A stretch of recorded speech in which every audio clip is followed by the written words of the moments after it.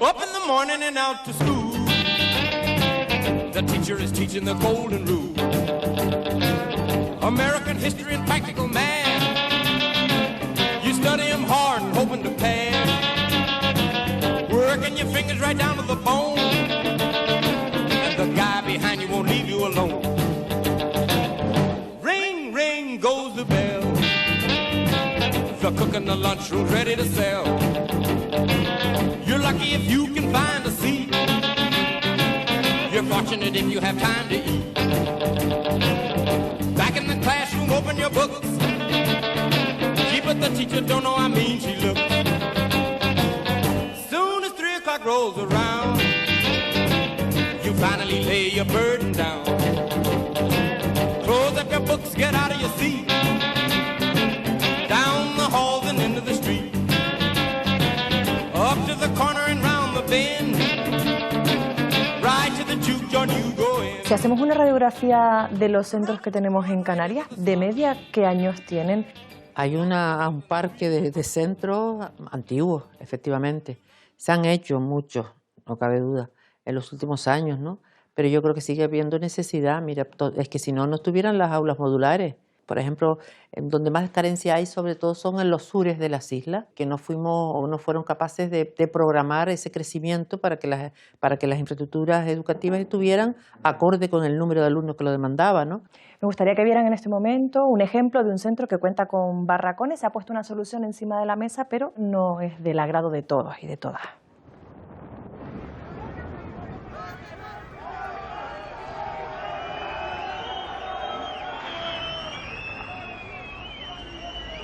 Teresa, no es la primera concentración que organizan desde el AMPA de Butiondo del CEIP El Ciervo aquí a las puertas del cole. ¿Qué es lo que piden? Pues lo que pedimos es el traslado en bloque de nuestro centro al nuevo CEIP Morrojable 2. Solo se va a trasladar a una parte del alumnado. El alumnado de transporte ha sido trasladado automáticamente en el nuevo colegio y sin contar con la opinión de las familias y sin darles opción a nada. Y en el nuevo centro, por encima, no tenemos la garantía de los servicios que tenemos aquí, porque tenemos un comedor de gestión directa y en el nuevo centro va a haber un comedor de gestión directa con subcontrata, lo que nos preocupa porque no tenemos referencia y no nos han querido dar o no nos han sabido dar información sobre precios. Si se cambiase en bloque el CEIP El Ciervo al nuevo cole, más, repito, todo lo que tiene que servir de Morrojable, trasladaríamos el servicio de comedor. Nuestra gestión directa de comedor pasaría al nuevo centro.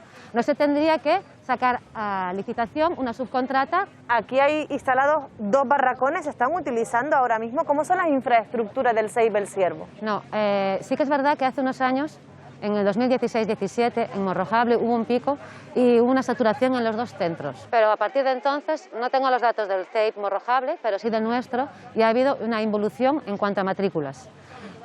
Nosotros este año no estamos saturados. Tenemos 420 alumnos. Los barracones se usan puntualmente para alguna clase de desdoble, pero no son necesarios en el CEIP El Ciervo.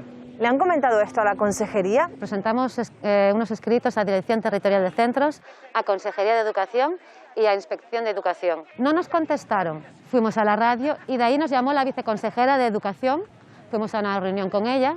Y que lo que nos dijo, asombrosamente, fue que ellos, personalmente, no habían recibido el escrito. Y a todo esto nos decían que lo del traslado, que no podía ser, porque se preveía un aumento de población, porque esto iba a crecer económicamente. ¿Cuál es la postura del CEIP Morrojable 1? Es que el Morrojable 1 es un colegio que está saturado, tiene 6 barracones, entonces para ellos es un beneficio, ellos le van a sacar el exceso de alumnado y se va a quedar un línea 2 completo con todos sus servicios.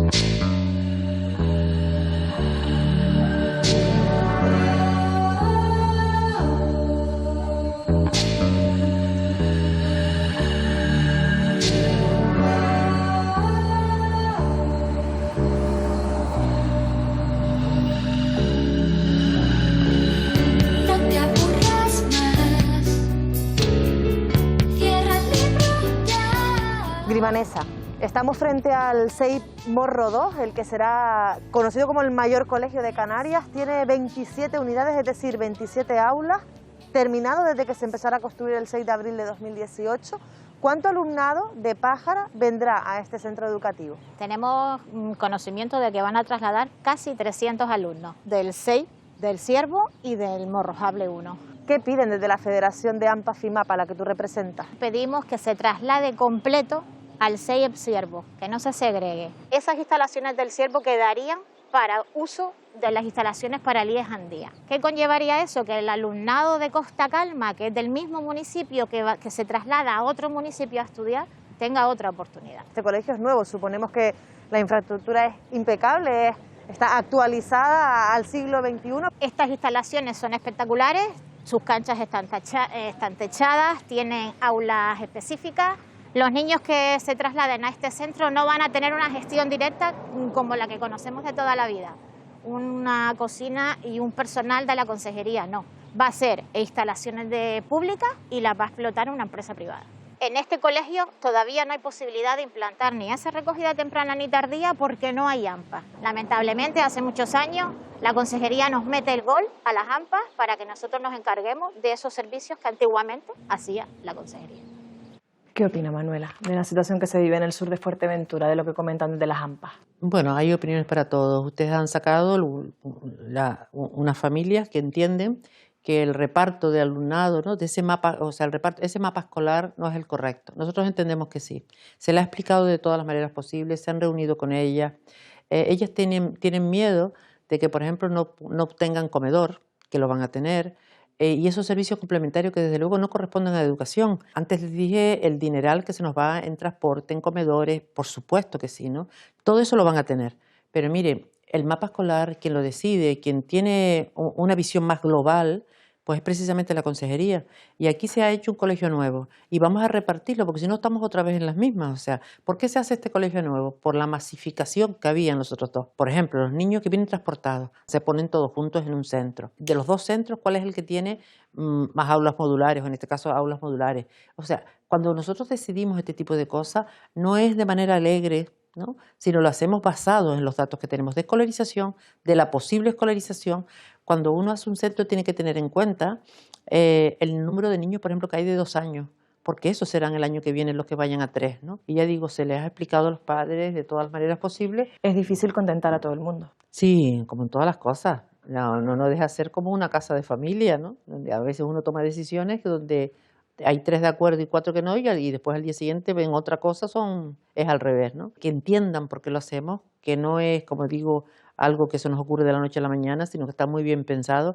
Ya su antecesora en el cargo, María José Guerra, hablaba de desterrar los barracones. ¿Esas aulas modulares sigue en pie ese plan? Claro, lo que pasa es que los barracones no se destierran de la noche a la mañana.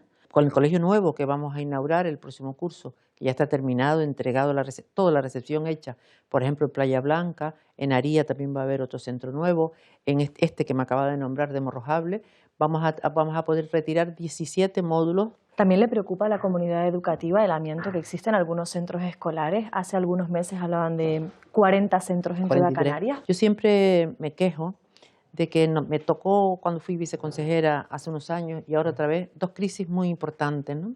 Y me da mucha lástima que todos los que me han antecedido en el cargo, cuando han tenido economía suficiente para hacer lo que tenían que hacer, por ejemplo, la retirada de amianto, no se haya hecho durante tantos años. Seguramente en el año 23, es decir, al final de legislatura, esto ya sea definitivamente se quite de todos los centros. Hay que tener en cuenta que solo se puede hacer en verano, nunca se puede trabajar el amianto mientras los niños estén allí. Ahora mismo, por ejemplo, ya hemos hecho una encomienda de gestión a Traxa para quitar 4 centros más este verano y así poquito a poco ir retirándolos. ¿Cuánto dinero destina la Consejería de Educación a los comedores en los centros escolares? Mucho dinero. Hay 14.000 niños que no pagan ni desayuno ni almuerzo, que otros cerca de 13.000 y pico no pagan una cuota mínima, unos céntimos por cada menú. Miren, les voy a dar un ejemplo. Ahora, para verano, cierran los colegios, se les da las tarjetas monederos para que puedan comer en julio y agosto. Solamente para que coman la cuota cero, que es lo que atendemos, son 3.700.000 euros 2 meses. Con eso puede usted hacer cálculos de cuánto nos cuesta a nosotros el comedor durante un año. En algunos centros las cocinas escolares han dado paso a catering. ¿Se ha priorizado la economía ante la calidad? Vamos a ver, son los consejos escolares quienes determinan con quién contrata, con quién no. Es verdad que para que sea de atención directa la consejería tendría que poner su personal, ¿no? Eso cada día tenemos más dificultades porque al fin y al cabo en la RPT nuestra no existe lo de cocina, lo de sustituir a este personal es muy dificultoso, ¿no? Entonces, lo que suelen hacer las familias normalmente es contratar, como digo, a esos catering que hacen. Ahora, dentro de la modalidad de catering, hay uno que es el que más gusta a la familia. Desde luego, lo que más gusta a la familia es el directo, eso es así. Pero dentro de la modalidad de catering, hay algunos que estos catering hacen la comida en los propios centros. Pero nosotros tenemos una ambición mayor, que son los ecocomedores. Nosotros tenemos que enseñar a los niños a comer bien, que además esto cumple con otro objetivo fundamental, dinamiza a los agricultores de la zona. Ahora mismo se va a hacer un plan piloto aquí en Lanzarote con las escuelas unitarias, donde efectivamente la cocina que va a haber, o sea, los menús que se van a servir sean ecológicos, ¿no? Entiendo que también que la de Montaña Blanca entra dentro de Sí, ese plan, señora. ¿verdad? Pero sí, como estamos diciendo, apostamos, la familia apuesta porque sean ecocomedores, que es lo que queremos. Me gustaría que en este momento repartiésemos las notas. Hemos hecho un diagnóstico de la educación. ¿A qué le darían un sobresaliente? ¿A qué le darían un notable? ¿A qué un bien? ¿Un aprobado? ¿Un suspenso? Yo le daría un sobresaliente al compromiso de la comunidad educativa. En este año de pandemia lo han demostrado. Si tengo que poner un 5 raspado, a lo mejor sería en el tema de infraestructura. Y ahora me queda un notable. Un suspenso, notable, bien. Hay muchas notas para repartir. Suspenso que me suspenda Encarna, yo no me voy a suspender. No, vamos a ver, vamos recibiendo bastantes recursos este año, desde el recurso COVID, hemos también, incluso los ayuntamientos también nos han puesto un personal de limpieza extra. En fin, yo le daría un sobresaliente a los docentes. A la familia también le daría yo, sí, un 9. ¿En qué suspendería la educación canaria? ¿En Yo qué recursos, aspecto? yo creo que necesitamos más recursos humanos. Manuela sabe, cuando una vez que fuimos al congreso de pedagogía en Cuba, en el circuito que hicimos, yo me quedé asombrada como el lápiz se afilaba mínimo, apenas si se podía coger, las libretas, pero los centros tenían un auxiliar educativo, el equipo sanitario estaba allí, en cada centro. En el año 99. En el 99 que Sí. fuimos, y aquí eso falta aquí. Sí, bueno, si querías suspenderme en algo, yo no sé. Yo te digo que quizás el tema de las obras, los centros necesitan un lavado de cara importante, ¿no? Y esos recursos que estamos poquito a poco consiguiendo, que yo estoy conforme con ella, ¿no? A veces los recursos humanos para atender esa diversidad del alumnado, el refuerzo y tal, bueno, se ha hecho un esfuerzo, pero yo creo que nunca es mucho, ¿no? Que habría que tener más. Me gustaría que escuchasen cómo evalúan la gestión otras personas que son agentes también del sistema educativo. ¿Cómo valoran el estado de la educación pública en Canarias?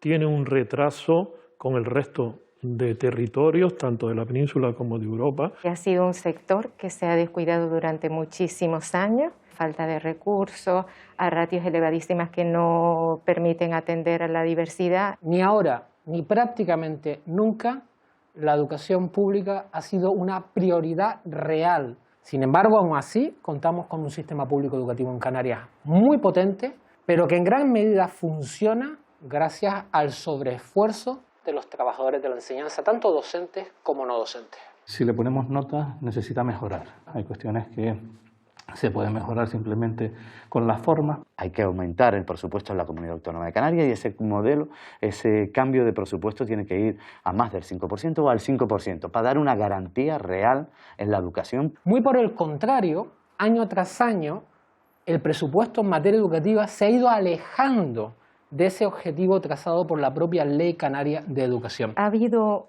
un incremento, sí es verdad que ha revertido en la mejora de las condiciones laborales de los docentes. La gestión que se está haciendo, nosotros entendemos que es también un poco penosa, y es penosa porque cada 4 años estamos cambiando los equipos de trabajo. Que nos faltan verdaderos gestores y eso nos va a llevar a ser más eficientes y más eficaces con el dinero de todo. Cuando vemos que la Consejería de Educación tiene 1.900 millones de presupuesto este año, la actividad docente de la atención del alumnado son unos 1.400, quedan 500 millones más y ve uno que no se utiliza bien ese dinero. Y si es insuficiente, ¿de dónde se puede sacar más dinero para la partida de educación?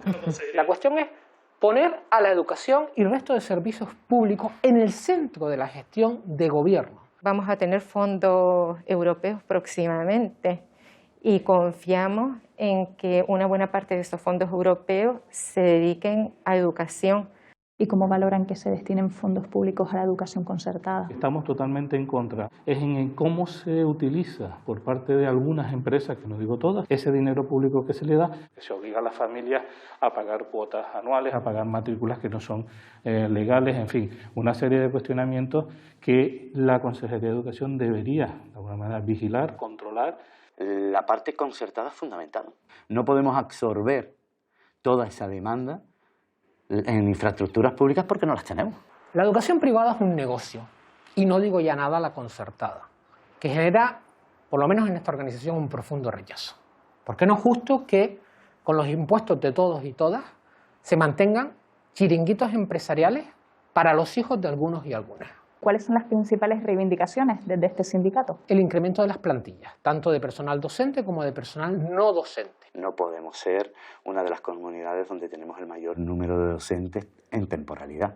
La atención psicológica y jurídica del profesorado agredido, el que haya personal sanitario en los centros. Los llamamos interinos sustitutos de Canarias, por una situación laboral gravísima que tenemos los interinos y por el abandono histórico que han hecho los sindicatos de las condiciones laborales. Hay que profesionalizar las direcciones de los centros. Eliminar ese exceso de burocracia que tenemos en los centros educativos que impide que el profesorado se dedique a la labor principal que tiene, que es la de enseñanza. ¿Y cómo valoran la relación actual entre el sindicato y la Consejería de Educación? Hemos tenido altos y bajos, ¿no? Se hizo un cambio y se ha hecho a una persona que conoce la educación pública, ya estuvo hace años con otro gobierno. Las relaciones entre el Estado y la Consejería de Educación en estos momentos son también harto mejorables. Seguimos observando algunas cuestiones que no nos gustan y es que nos vamos enterando de algunos proyectos, de algunas actuaciones por la prensa o por la propia página web de la Consejería. Valoramos en este momento mucho la labor y el esfuerzo que está haciendo la Consejería de Educación por la situación en sí que estamos viviendo y el talante de negociador que ha mostrado. ¿Consideras que hay algo que se está haciendo bien o que haya mejorado con los años en la gestión educativa? A mí me ha parecido muy positivo, por ejemplo, lo del reconocimiento de sexenios de los docentes. Quizás con este equipo de gobierno actual ha mejorado el talante. La consejería ha mejorado muchísimo, la educación ha mejorado muchísimo, los servicios complementarios han mejorado muchísimo, la docencia ha mejorado muchísimo. Se ha mejorado bastante. Por ejemplo, la adjudicación de destinos desde hace muchos años se está haciendo de una manera bastante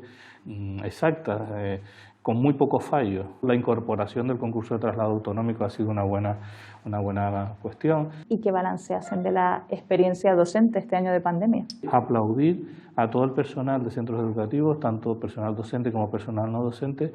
Los compañeros y compañeras están a estas fechas exhaustos. Se dejaron un montón de responsabilidades relacionadas con lo que era garantizar pues, la salud de la comunidad educativa en manos de los propios directores. Tenemos una sensación agridulce. La parte dulce es que la gente se ha adaptado a un modelo educativo distinto. Lo amargo, falta de medios de muchas familias, falta de conexión. ¿Y qué debería pasar con las contrataciones COVID el próximo año?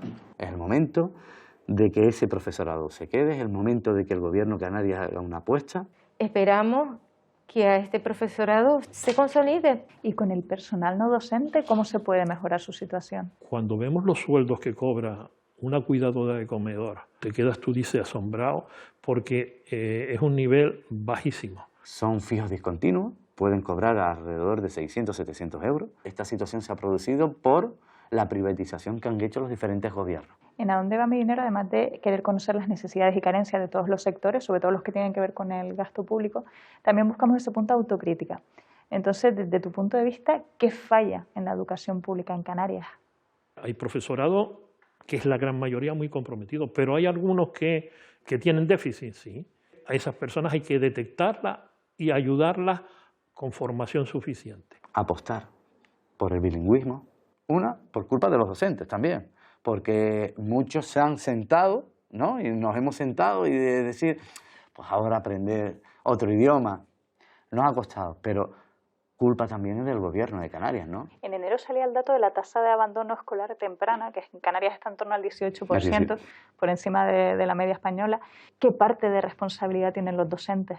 Lo que tenemos que bajar el ratio. No puede ser que no identifiquemos a ese alumno que necesita una atención mejor porque no tenemos los medios.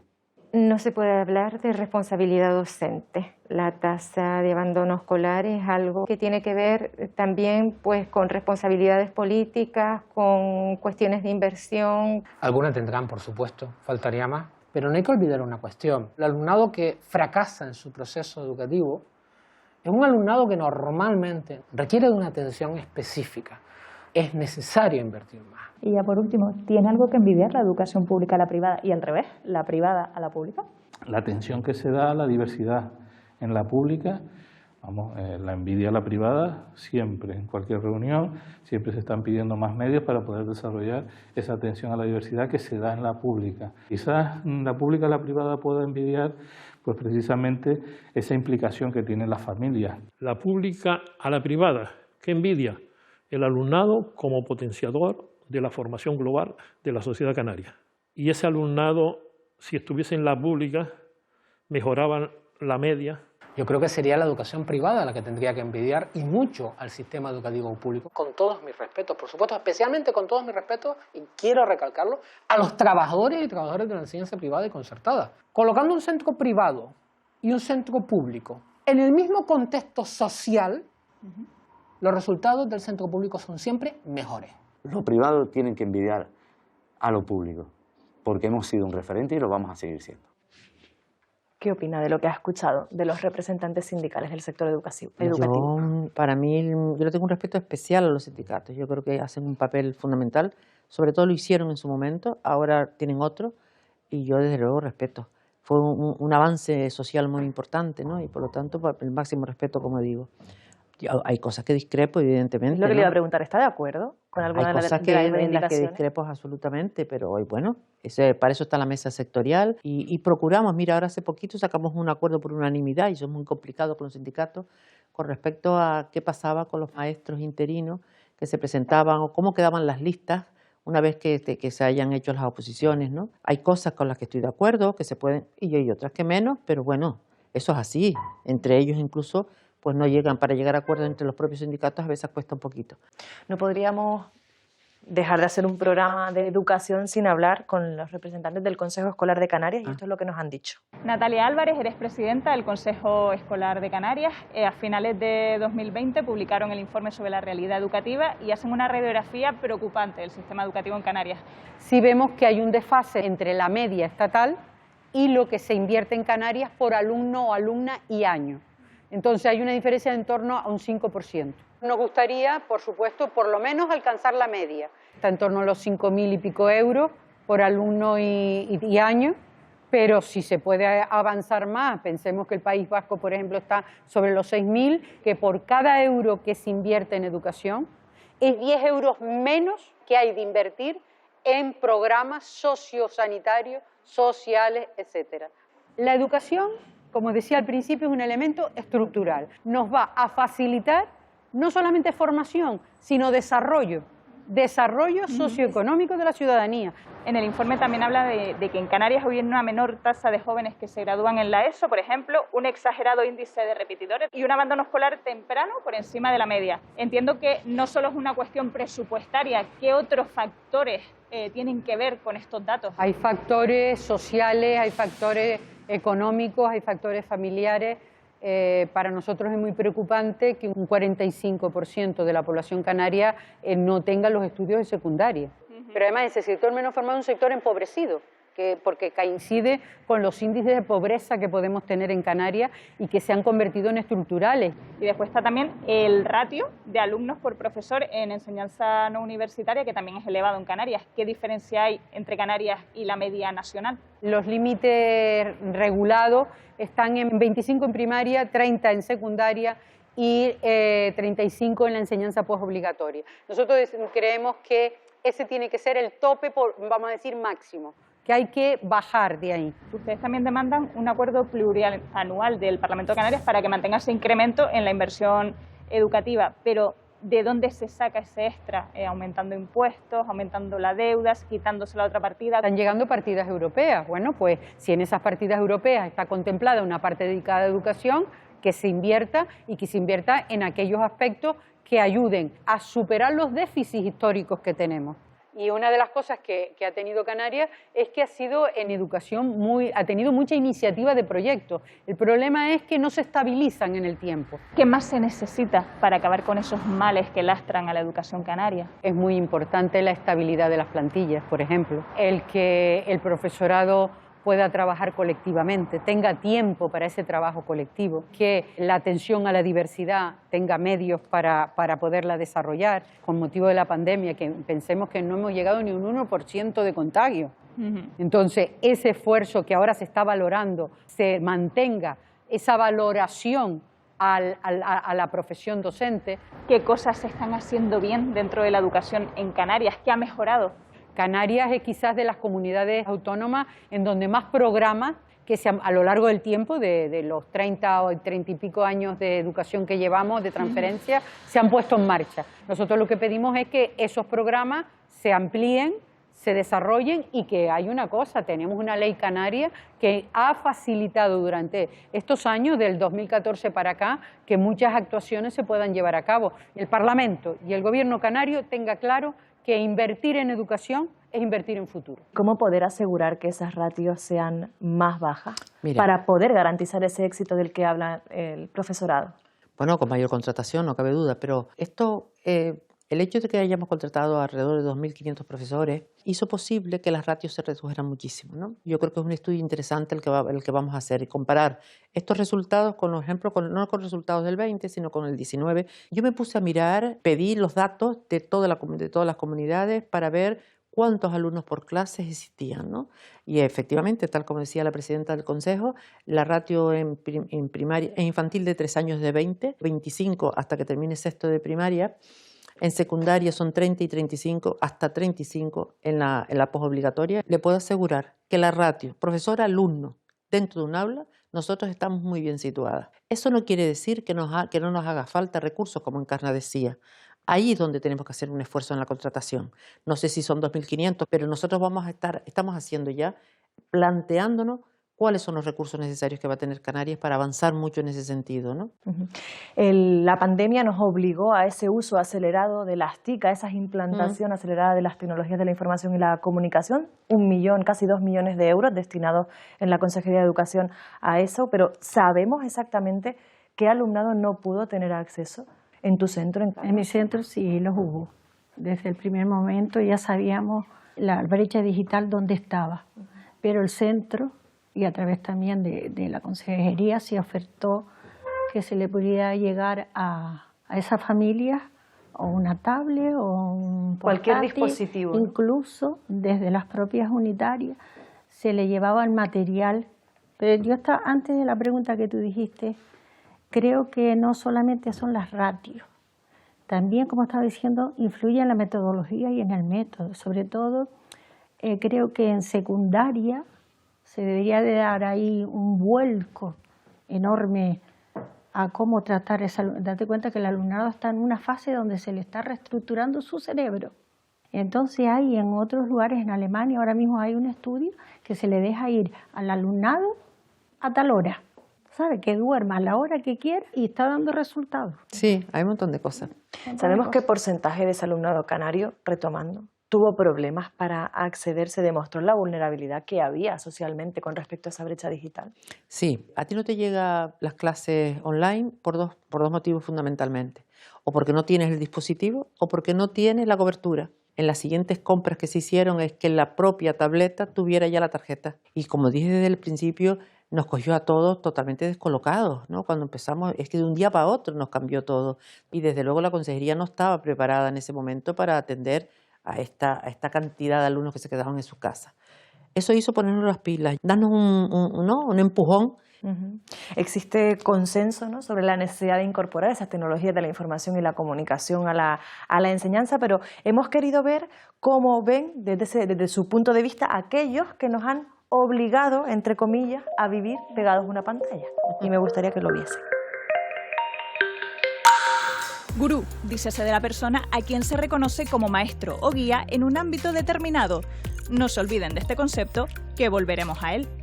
Las nuevas tecnologías lo invaden todo en nuestro día a día. Pantallas táctiles, apps, ordenadores, parecen casi una prolongación de nosotros mismos. Y claro, con la pandemia se intensificó el debate sobre la importancia del uso de las tecnologías de la información y la comunicación en los centros educativos y el riesgo de la llamada brecha digital. Según la UNESCO, el uso de la tecnología facilita el acceso universal a la educación, reduce las diferencias en el aprendizaje y mejora su calidad, entre otros beneficios. Pero tiene contraindicaciones, como la reducción de la capacidad de concentración, alteraciones del sueño, riesgo de sedentarismo, falta de interacción social e incluso ansiedad. Ahora viene lo paradójico. Algunos de los que mantienen a sus hijos lejos de las pantallas son precisamente, y volvemos al concepto que vimos al principio, los gurús de las tecnologías. Para que nos entendamos, los responsables de que estemos rodeados de ellas. A continuación les contamos algunos ejemplos de aquellos que prefieren educar a sus hijos sin esos dispositivos que ellos mismos han desarrollado y que les han hecho multimillonarios. Seguro que les suena Steve Jobs, gurú digital por excelencia, pero ¿sabían que llegó a reconocer el alto poder adictivo de su última creación, el iPad, y que incluso confesó que en su casa se restringía el uso de la tecnología? Tal cual. Pero no es el único caso dentro de Apple. Tim Cook, su actual director ejecutivo, pone en duda los beneficios de un uso continuado de móviles y tablets. También le sonará a Bill Gates, ¿no? Sí, el de Microsoft, pues prohibió a sus hijos tener un teléfono inteligente hasta que cumplieron 14 años y a partir de ese momento estableció en su casa un horario libre de móviles. Es decir, nada de smartphones durante la comida o la cena, por ejemplo. Por su parte, uno de los antiguos empleados de Gates, el ingeniero informático Pierre Loren, tiene tantas dudas sobre las consecuencias de poner una pantalla en manos de un niño que en la actualidad es patrono de uno de los colegios donde se practica una educación primaria sin medios digitales.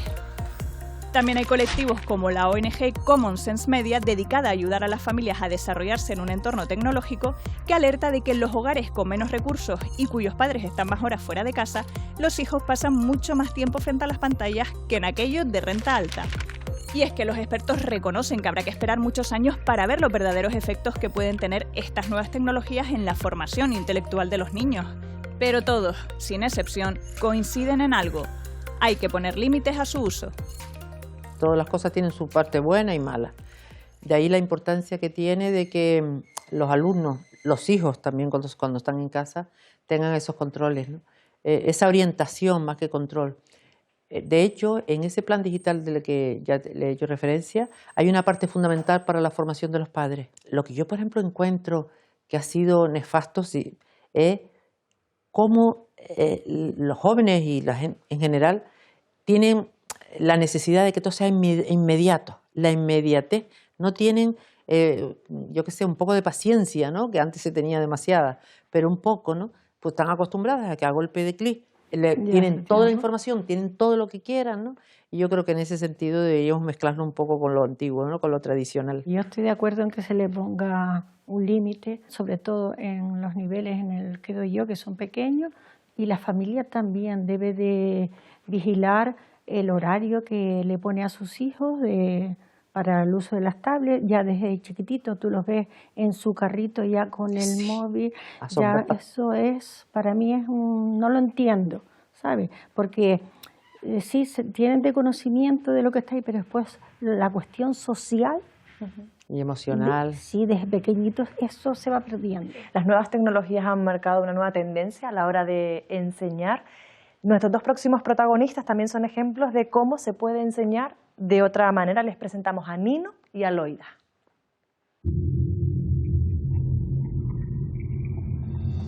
Hay algo que todos hemos pasado y algunos sufrido, y no te hablo del coronavirus. Me refiero, y por esto pido perdón, a perder tantos años en una silla y llamarlo educación. Les habla un profesor que no quiere poner a nadie en jaque. Esto surge del dolor y para nada es un ataque. Primero, pienso en el profesorado. Quizá no estás en tu trabajo soñado y por eso en vez de presumir, solo te quejas del alumnado. Todo esto lo empecé a ver cuando una pregunta me empezó a doler. ¿Estoy siendo el profe que me hubiera gustado tener?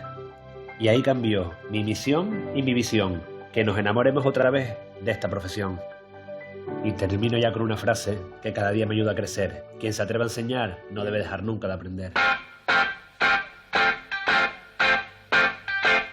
It's getting better all the time.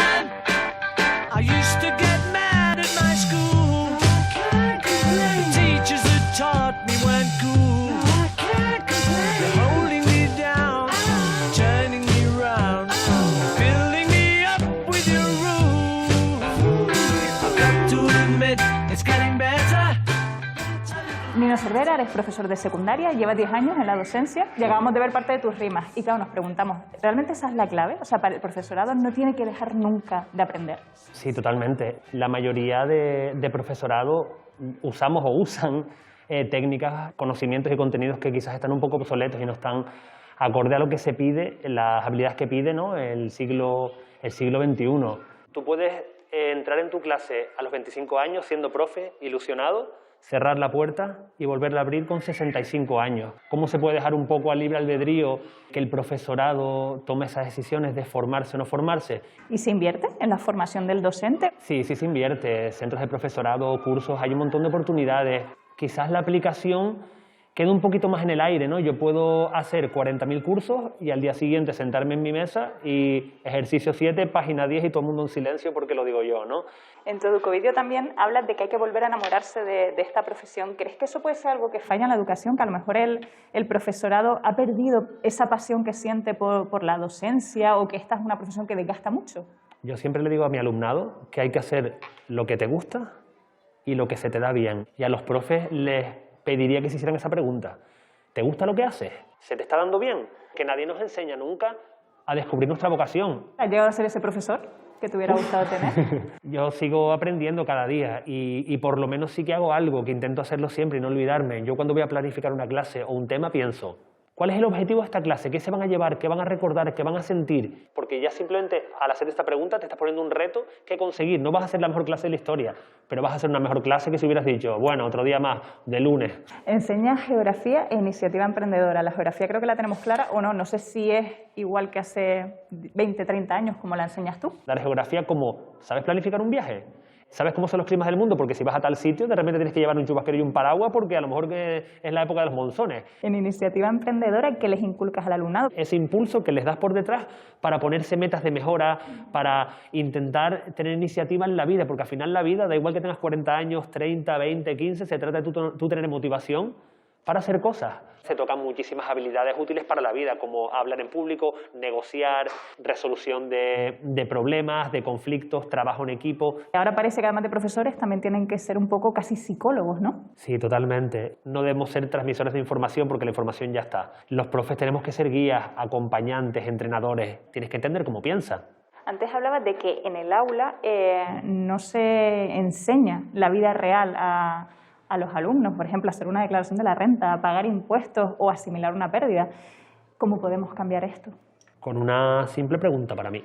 Tú cuando vayas a preparar tu clase o tu tema, piensa, ¿para qué es esto? ¿Crees necesaria la educación cívico-tributaria, que es la que fomentamos en ¿A dónde va mi dinero? Sí, sí, claro, por supuesto. Yo creo que esa es una de las cosas que nadie sabe, ¿no? Nadie sabe pedir un préstamo, no sabes si fijo o variable, no sabes hacer una declaración de la renta, no sabes a dónde van tus impuestos y si se gestionan bien o mal, y hace falta mucha educación ahí. Hemos hablado de todo lo que tú les enseñas a ellos, pero ¿qué te enseñan ellos a ti? ¿Qué te aportan? Todo lo que hemos hablado yo lo sé gracias a ellos.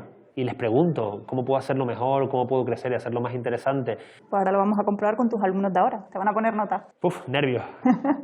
Bueno, chicos, ¿qué les aporta Nino como profesor? Pues sobre todo otra forma de ver las cosas, más enfocado a la vida real o a lo laboral y no tan enfocado a esta es la materia, pues esto es lo que vamos a dar. Sobre todo destacaría la libertad que nos deja Nino para expresar tanto lo que sentimos como lo que pensamos respecto a la clase o cualquier tema en general. También la sensación que transmite Nino cuando entra a clase es un ambiente cómodo, seguro, tranquilo, diría yo. Lo más importante que me ha pasado dentro del centro es que un profesor me haga una actividad, que yo termine la actividad y diga, ya sé a qué me voy a dedicar. Y es algo que yo no se lo he visto a otro profesor. ¿Y aprenden más con Nino que a lo mejor con otros profesores que usan métodos más convencionales, más tradicionales? Sí, porque al incitar que el alumno participe y que dé su opinión, yo creo que se aprende más que simplemente oyendo al profesor hablar. ¿Y será él el profesor del que ustedes se acuerdan dentro de 10, 20 o 30 años? ¿Cómo vas a olvidar o no recordar a la persona que dejó de enseñarte contenidos de un libro a enseñarte contenidos que realmente van a entrar en la vida? Porque a eso aspiramos, ¿no? Siempre nos educan para ser el futuro, pero también somos el presente. ¿Qué nota le ponemos a Nino? Un 9. 9,99. No, realmente un 10. Él, al igual que el alumnado, mejora cada día, entonces yo no cambiaría nada, sinceramente. Yo sí lo dejaría en un 9. A fastidiar.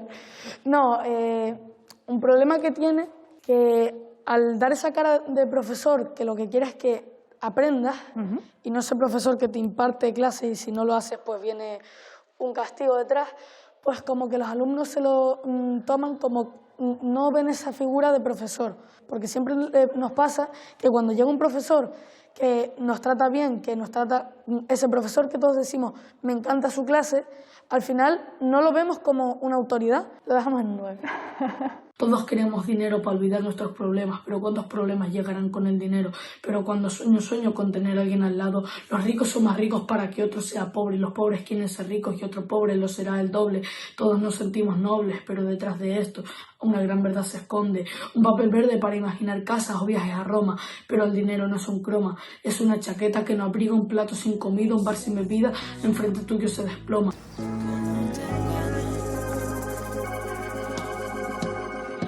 Naces y tu primera asignación es estudiar. En sus escuelas creces y sin mostrar resignación te encauzas en su vereda vacía de sensaciones, sin tiempo para canciones, rebaño inocente entrando en la boca del lobo. El futuro asegurado, prometían, esta es la única vía. Y murió con 2 carreras y sin comida. Un futuro sin trabajo, la generación perdida. ¿Dónde queda la enseñanza obligatoria y gratuita?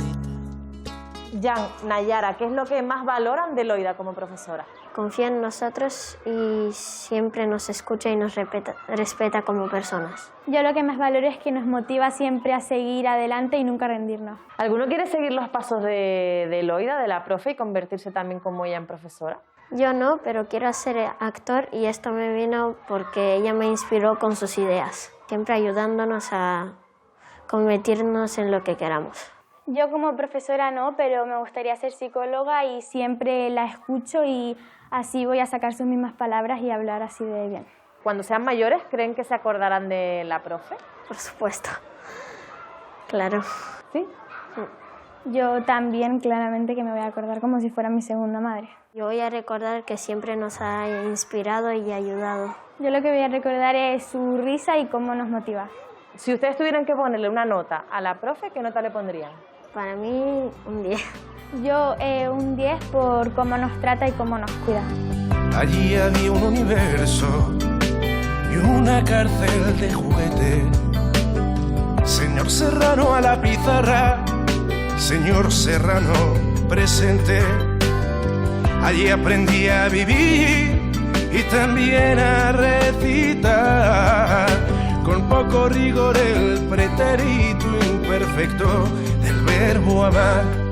Loida González, eres una de las profesoras que ha obtenido 4 premios Educa, que reconoce a los mejores docentes del país. Entiendo que orgullo es poco. Sobre todo me siento muy valorada, ¿no?, por las familias que son las que te proponen. ¿Eres la profesora que te hubiera gustado tener? Eso es lo que intento. Fíjate, siempre digo que hay que ver el mundo con los ojos de un niño, es darle una vuelta constantemente. O sea, de ahí que tengamos diferentes proyectos, incluso no solo de aula. Es decir, tenemos robótica de infantil de 3 a 6. Desarrollamos el pensamiento computacional desde que son chiquititos y el pensamiento crítico. El huerto, que sean ellos capaces de entender, porque en naturales se les explica, oye, mira, no hay que arrancar las plantas, este es el ciclo de la flor, etcétera, etcétera. No, vamos a enseñarte cómo se planta, cómo se recoge, de dónde sale un tomate. Y un pasito más, por ejemplo, que queremos desarrollar el curso que viene, esa parte, por ejemplo, de flores comestibles, que a ellos les pica la curiosidad. ¿En qué consiste Cambios Radicales en el aula y de qué manera favorece al alumnado? Al ser especialista de infantil, nos volcamos mucho en la decoración del aula. Después en primaria no.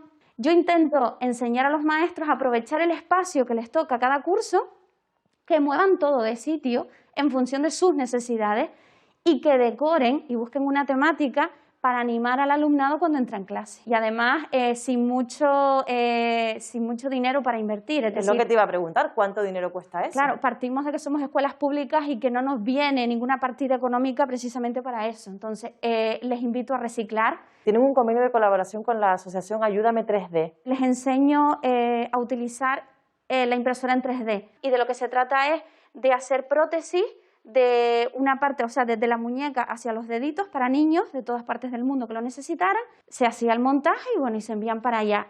Ayúdame 3D son los que se encargan de revisar que esas prótesis están en buen estado para luego ellos priorizar a dónde las envían. Jam Math. ¿Matemáticas? ¿De qué manera las enseñan para que sean tan innovadoras? Es un método canadiense que se basa en que cualquier persona puede ser bueno y puede entender perfectamente las matemáticas. Utiliza tanto el razonamiento que llega un momento en el que los niños crean una base muy buena para luego seguir metiéndole algoritmos nuevos. ¿Las otras notas qué son? Al trabajar la educación emocional en el centro dijimos, mira, a nivel de claustro vamos a entregar esas otras notas basándose en lo que el niño ha conseguido, en función de lo que ya le costaba. Es decir, bueno, tu hijo tiene un 7, pero resulta que trabaja muy bien de forma cooperativa, que ayuda a sus compañeros a que nadie se quede atrás. Cuando tú lees eso como padre o como madre, dices tú, caramba, es que ya no es solo esa nota que me están dando, es que sé lo que se está forzando y lo que a él o a ella le ha podido costar llegar ahí, ¿no? Sí es verdad, y tengo que decirlo, que en Canarias somos afortunados porque tenemos en el currículum la asignatura de Mocrea, ¿vale? Que trabajamos ahí el tema de las emociones, la creatividad y demás, y utilizamos esa asignatura que nos viene fabuloso, en la península no está. ¿Podrías considerarte una influencer de la educación? Las clases de Loida, tienes Instagram, tienes Facebook, comparte.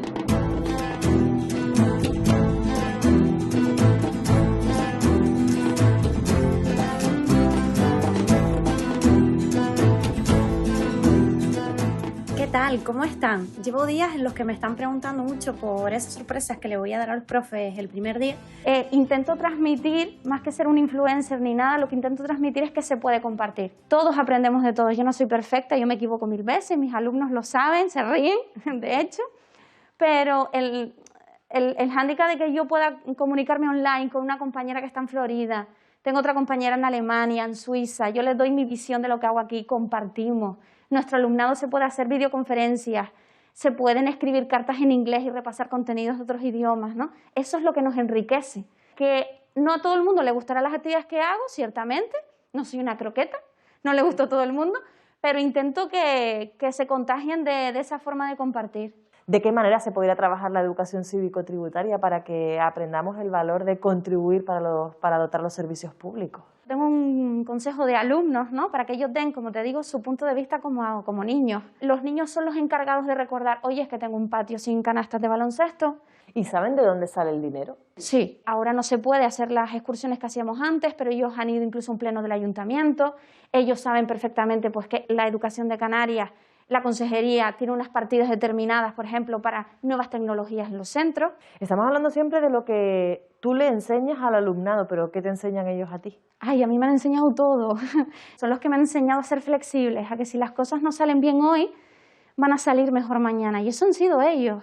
Las familias me han aportado muchísimo, es decir, que aunque los profesores o los docentes a veces nos veamos solos, porque son muchas normas, es mucha burocracia, y a veces esa palmadita a la espalda que nos hace falta nos la da la familia. ¿Es una profesión que desgasta?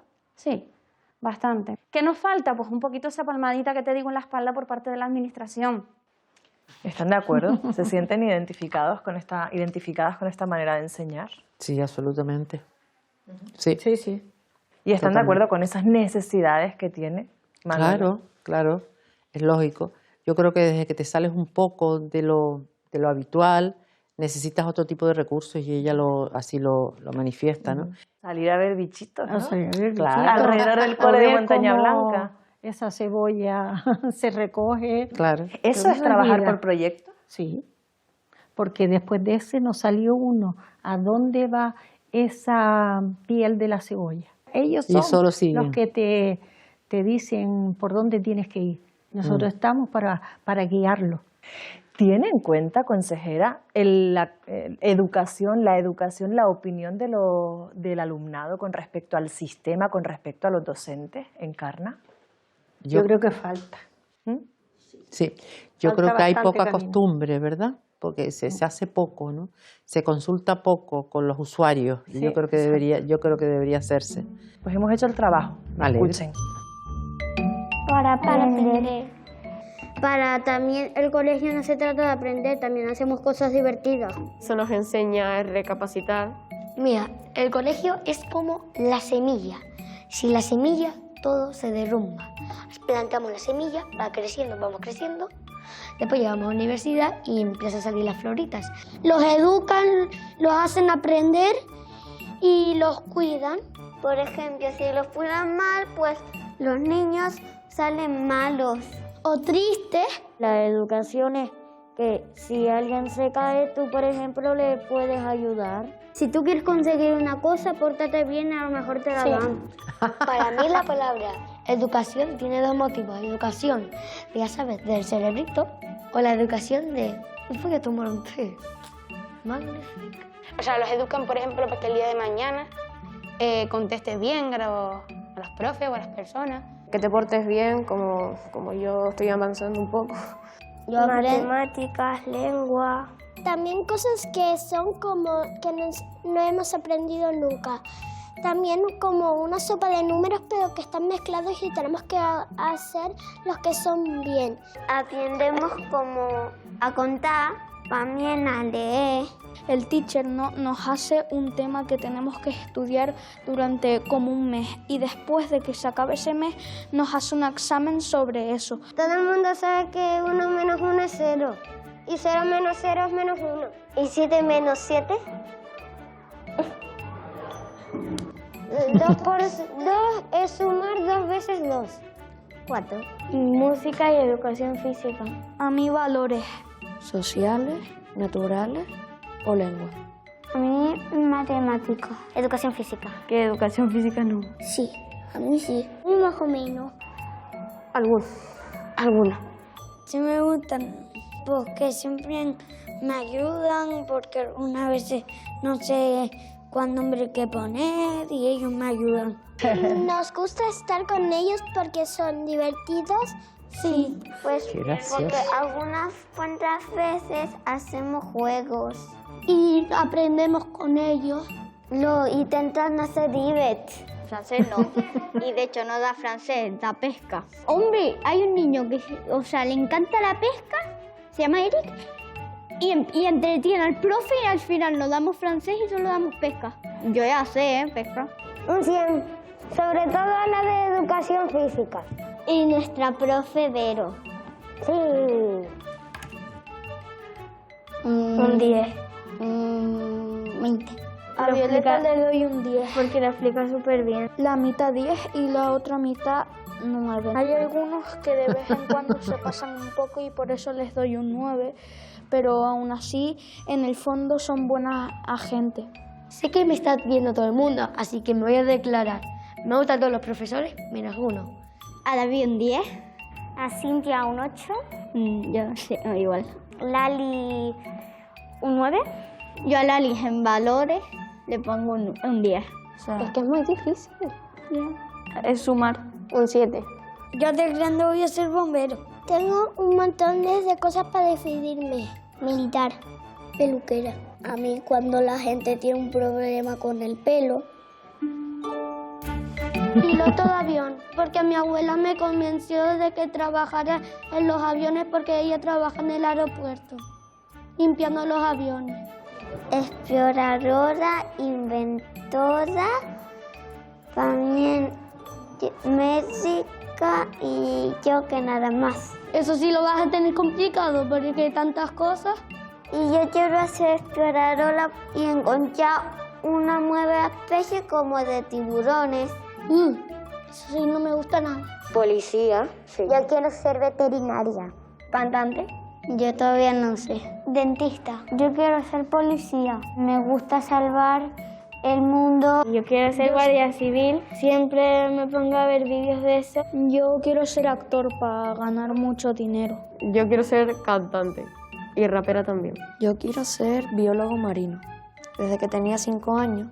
Profesora de matemáticas de instituto. Yo lo tengo complicado porque quiero ser pintor, quiero ser cocinero, No sé si voy a abrir un bar, no sé si voy a abrir una academia de pintar. Policía. Qué gracioso. Porque mi padre dice, me recomienda, porque ganas dinero, un montón. Y a mí me gustaría ser bombero, para estar en forma. Pero sobre todo para ayudar a las personas. Yo quiero ser paleontólogo, pero mi madre me dice que no. Pero yo quiero ser paleontólogo. Hasta luego. Esto pesa un montón. Sí, pesa un montón. Qué gracioso, me encanta. Sí, sí, sí. ¿Nos hemos olvidado de escucharles? Yo creo que sí, que deberíamos Sí, sí, escucharlo sí, un poquito más. Encarna, ¿un docente siente presión porque el futuro de ese alumnado dependa de lo que salga de ese aula? Yo intento no tenerla, ¿sabes? Pero sí, cuando tú ves que te fallan algún recurso, porque no lo tienes en ese momento, porque no está allí en la escuela. Porque la escuela, yo creo que a toda la escuela pública, debe ofrecerle a todos los niños la oportunidad de terminar la ESO. Y también otra cosa que influye, que a mí me preocupaba en ese momento, es que el niño sea feliz, por lo menos en clase, porque muchos ni en su casa lo son. El siguiente paso sería llegar a la formación profesional, a la universidad, para seguir ese camino de la educación. ¿Están todas las familias canarias en disposición de que sus hijos y sus hijas lleguen a esa etapa educativa?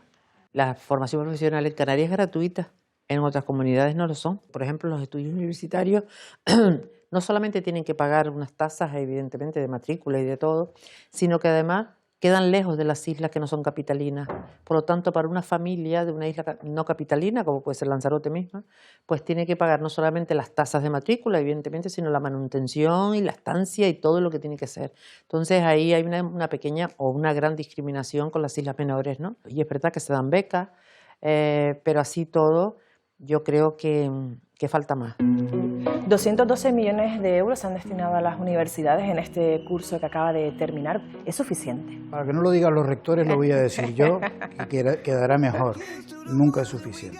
La universidad ha sido la hermana pobre durante la pandemia. ¿Qué universidad quieren los jóvenes para Canarias? Una universidad que mire a lo más alto, que cuando los estudiantes salgamos de aquí, pues podamos tener un futuro prometedor porque la universidad nos ha dado las herramientas para ello. Lo que he estudiado muchas veces no me sirve, eso es lo que no queremos eso. Pertenecían a asociaciones, a sindicatos, iban a manifestaciones, eran reivindicativos. Hemos pasado de ser becarios a ayudantes de tiempo parcial. ¿Cuál es el problema?